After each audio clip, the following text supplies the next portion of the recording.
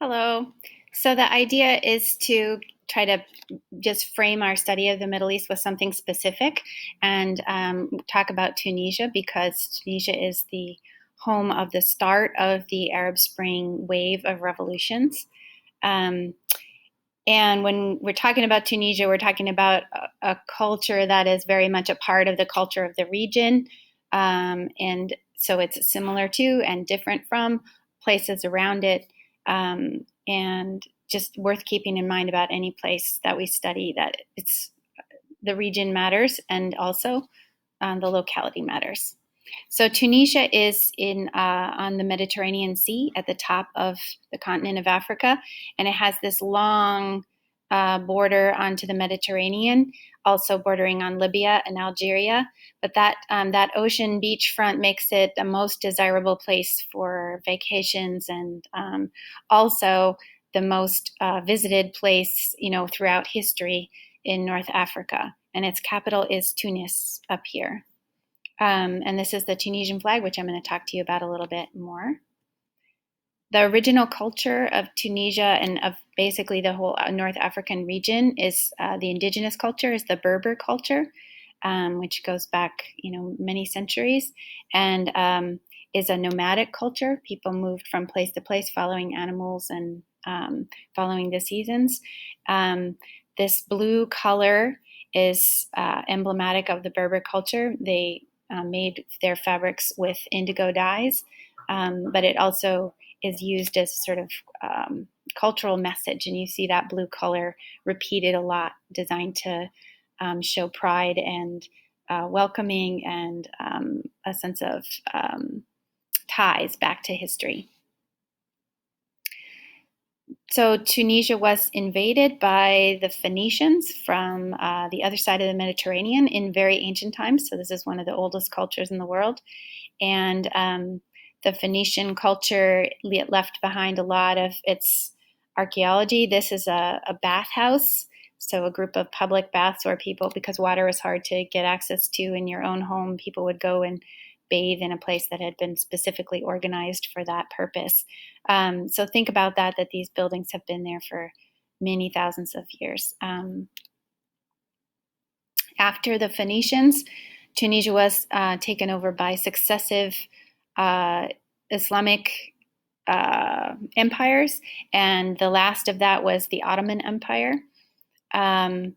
This is the oldest mosque in North Africa, and North Africa is also referred to in Islam as the Maghreb, meaning that whole area. So since this is the oldest mosque, we know that Tunisia has been connected to Islam for a really long time.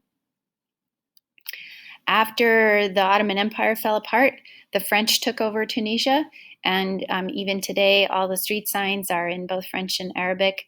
Also, school is taught in both French and Arabic, and almost all Tunisians speak both French and Arabic, among other languages.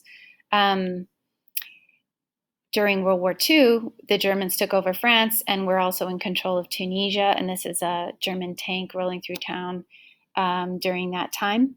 After World War II, Tunisians fought with the French for a long period of time about whether or not they would get their independence, and eventually they did in 1954. And this is the first president of the independent Tunisia, Habib Bourguiba, and it was right from the start a democratic government. The hat is special here, referencing Arab nationalism and Arab pride, which is a big leftover of the Ottoman Empire. And the culture of Tunisia shows all these influences of the Phoenicians and the Berbers and the Arab governments and the French. This is a traditional Hamza that people would put at the door of their houses or in windows to scare off evil spirits, or just because it's beautiful.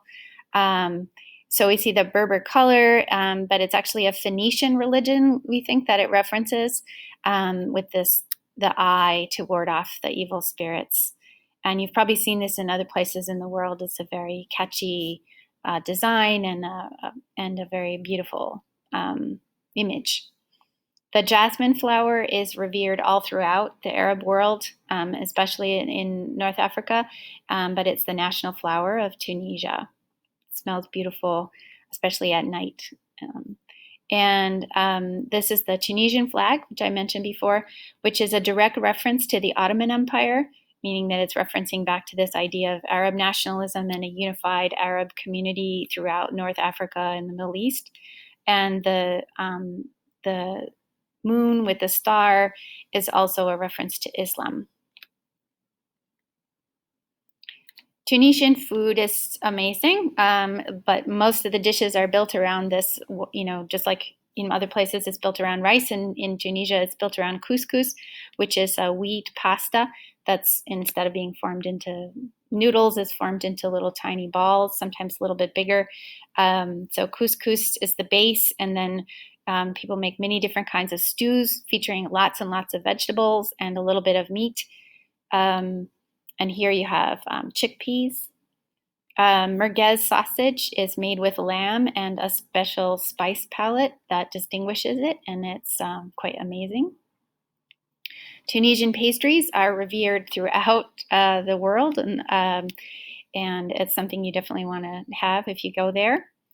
And this is harissa, which is a hot sauce that's made out of cayenne peppers and garlic and olive oil, and served with everything, and very hot usually when it's made in the traditional way.